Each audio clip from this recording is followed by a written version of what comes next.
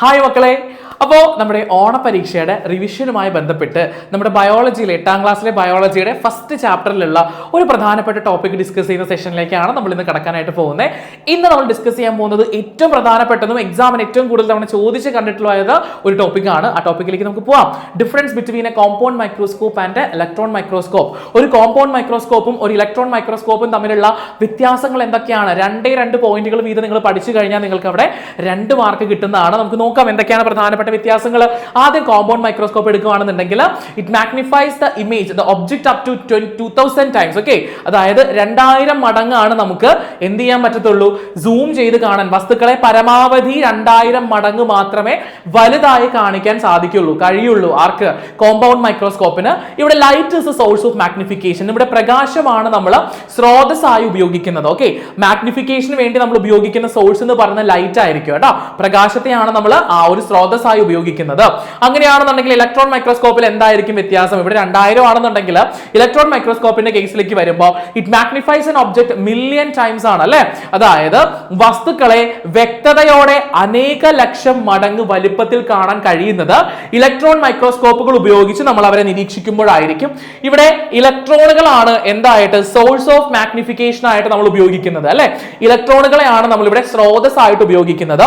ഇലക്ട്രോണുകളുടെ സഹായത്തോടു കൂടിയാണ് വയ്ക്കുന്ന ഒബ്ജക്റ്റ് എന്താണെന്ന് നമുക്ക് കാണാനായിട്ട്, നിരീക്ഷിക്കാനായിട്ട്, വീക്ഷിക്കാനായിട്ട് സാധിക്കുന്നുണ്ടാവുക. ഓക്കെ, ആൻഡ് ഇവിടെ നോക്കാം, നമുക്കൊരു കോമ്പൗണ്ട് മൈക്രോസ്കോപ്പിന്റെയും ഒരു ഇലക്ട്രോൺ മൈക്രോസ്കോപ്പിന്റെയും പിക്ചർ കൊടുത്തിട്ടുണ്ട്. നിങ്ങളുടെ ടെക്സ്റ്റ് ബുക്കിലുണ്ട് ഒരു പിക്ചർ.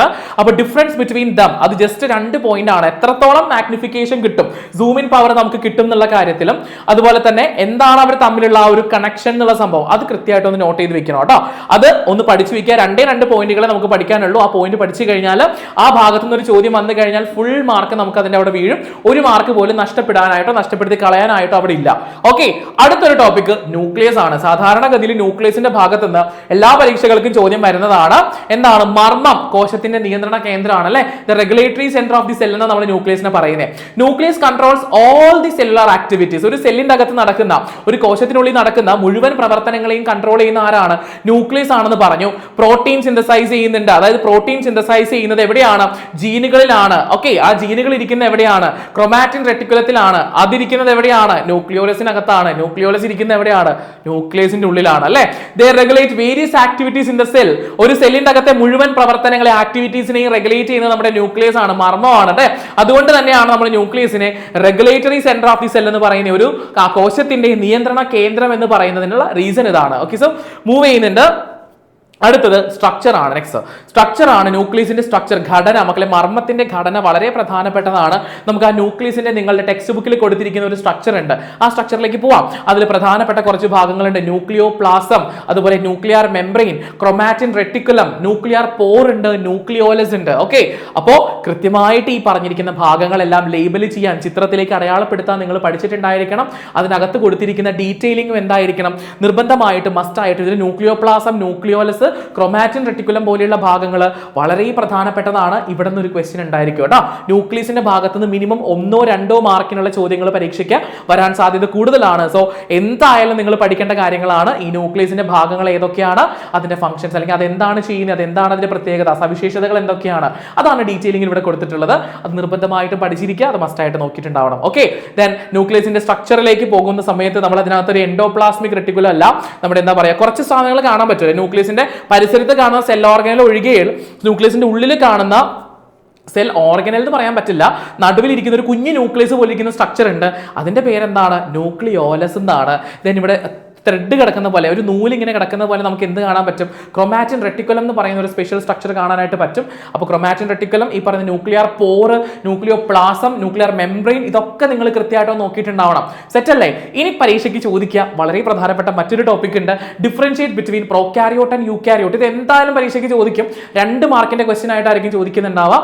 പ്രോകാരിയോട്ട്സ് എന്താണ്, യൂകാരിയോട്ട്സ് എന്താണെന്നുള്ളത്. സോ പ്രോകാരിയോട്ട്സിന്റെ കേസിൽ നോക്കുക, നമ്മൾ ഓർഗാനിസംസ് വിത്ത് നോ ന്യൂക്ലിയസ്. എന്താണ്?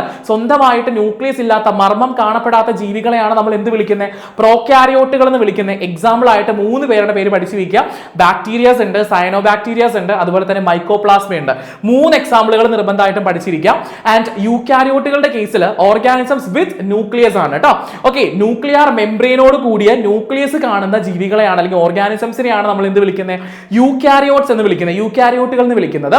എക്സാമ്പിൾ ആയിട്ട് നമുക്ക് അമീബ പറയാം, അനിമൽസിലെല്ലാം പറയാം, അനിമൽസിനെല്ലാം തന്നെ പറയാം, പ്ലാന്റ്സിനെയും പറയാം. പ്ലാന്റ്സും അനിമൽസും അമീബയൊക്കെയാണ് നമ്മുടെ യൂക്കാരിയോട്ടിന്റെ എക്സാമ്പിൾ ആയിട്ട് വരുന്നത്. അപ്പൊ എക്സാമിന് ഇങ്ങനെയാണ് ചോദിക്കുക, differentiate between prokaryotes and eukaryotes. യൂക്കാരിയോട്ടുകളും പ്രോക്യാരിയോട്ടുകളും തമ്മിൽ വ്യത്യാസം എന്താണെന്ന് എഴുതുക. എന്നിട്ട് ഇതിന് രണ്ടിനും എന്ത് ചെയ്യുക, ഒരു 3 എക്സാമ്പിളുകൾ വീതം പഠിച്ചു വയ്ക്കുക. ചിലപ്പോൾ 1 എണ്ണം ചോദിക്കുള്ളൂ, ചിലപ്പോൾ 2 എണ്ണം ചോദിക്കുള്ളൂ, ചിലപ്പോൾ 3 എണ്ണവും ചോദിച്ചേക്കാം. ഓക്കെ അല്ലേ? അപ്പൊ അങ്ങനെ ചോദിച്ചു കഴിഞ്ഞാൽ കൃത്യമായിട്ട് ഇത് എഴുതിയിട്ടുണ്ടായിരിക്കണം. Okay, yes. അപ്പൊ നമ്മൾ ഇനിയിപ്പോ ആ ചാപ്റ്ററിൽ ഏറ്റവും പ്രധാനപ്പെട്ട കണ്ടന്റ് എന്ന് പറയാനായിട്ട് പോകുന്നത് യെസ്. ഓക്കെ, ഇവിടെ കാണുന്ന ഒരു പ്രോകാരിയോട്ടിക് സെല്ലാണ്. നമുക്ക് മറ്റൊരു പ്രോകാരിയോട്ടിക് സെല്ലിലൂടെ നോക്കാമല്ലോ. ഈ പ്രോകാരിയോട്ടിക് സെല്ലുകളുടെ പ്രത്യേകത എന്താണെന്ന് നമ്മൾ പറഞ്ഞത്, അതിനകത്ത് എന്തുണ്ടാവില്ലടാ? ന്യൂക്ലിയസ് ഉണ്ടാവില്ല. സ്വന്തമായിട്ട് ന്യൂക്ലിയസ് ഇല്ലാത്ത നമുക്ക് ഈ പിക്ചറിൽ കാണാൻ മനസ്സിലാവും അല്ലേ? ഇത് എന്താണ്? ഇത് ബാക്ടീരിയയുടെ സ്ട്രക്ചർ ആണ് അല്ലേ? അപ്പോൾ ബാക്ടീരിയയുടെ സ്ട്രക്ചറിൽ എന്തില്ല? ന്യൂക്ലിയസ് കാര്യങ്ങളില്ല. ന്യൂക്ലിയസ് ഇല്ലാത്തതുകൊണ്ടാണ് നമ്മൾ ഒരു പ്രോകാരിയോട്ട് എന്ന് വിളിക്കുന്നത്. ഓക്കെ, ദെൻ നെക്സ്റ്റ് നമ്മൾ നോക്കുമ്പോൾ ഒരു പ്രോകാരിയോട്ടിനെയും ഒരു യൂക്കാരിയോട്ടിനെയും ഒരുമിച്ച് നോക്കുകയാണെങ്കിലോ, ഈ പ്രോകാരിയോട്ടിൽ ന്യൂക്ലിയസ് ഇല്ല. യൂക്കാരിയോട്ടിക് സെൽ എടുത്തു കഴിഞ്ഞാൽ അതിനകത്ത് ന്യൂക്ലിയസ് കൃത്യമായിട്ട് കാണാനായിട്ട് പറ്റുന്നുണ്ടാകും. ഓക്കെ ആണല്ലോ? അപ്പോൾ പ്രോകാരിയോട്ട് യൂക്കാരിയോട്ട് വരെയുള്ള കാര്യങ്ങളാണ് സാർ ഈ ഒരു വീഡിയോയിൽ പറയുന്നത്. ഞാൻ പറഞ്ഞു ഇത്രയും പോർഷനെ ബന്ധപ്പെട്ടിട്ട് നിർബന്ധമായിട്ട് നിങ്ങളുടെ പരീക്ഷയ്ക്ക് ചോദ്യം വന്നേ തീരുള്ളൂ. എല്ലാ ക്വസ്റ്റ്യൻ പേപ്പേഴ്സിൽ എന്തുണ്ടാകും? ഇതിനെ ബേസ് ചെയ്തുള്ള ക്വസ്റ്റ്യൻസ് ഉണ്ടാകും. ദെൻ ഈ ചാപ്റ്ററിലെ മറ്റൊരു പ്രധാനപ്പെട്ട ടോപ്പിക് ഉണ്ട്, അതുമായിട്ട് നമുക്ക് മറ്റൊരു വീഡിയോയിലേക്കായിരിക്കും നമുക്ക് കാണാൻ പറ്റുന്നുണ്ടാവുക.